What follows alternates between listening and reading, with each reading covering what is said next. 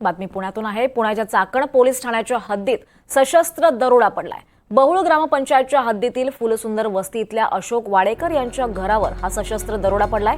या दरोड्यात मोठा रक्तपात झालाय। दरोड्यात वाडेकर हे गंभीर जखमी झालेत। जखमींना चाकण इथल्या खासगी रुग्णालयात दाखल करण्यात आलंय। यावर अधिक माहिती घेऊयात। आपल्यासोबत आपले प्रतिनिधी अविनाश पवार आहेत। अविनाश, पुण्यात गुन्हेगारी वाढताना दिसते आणि पुण्याच्या चाकण मधला हा सगळा प्रकार समोर आलाय, काय अधिक माहिती आहे? चाकण पोलीस ठाण्याच्या हद्दीमध्ये हा सशस्त्र दरोडा झालेला आहे। बहुळ ग्रामपंचायत आहे, त्या बहुळमध्ये फुलसुंदर वस्ती म्हणून आहे, तिथे अशोक वाडेकर यांच्या घरावर हा सशस्त्र दरोडा पडलेला आहे।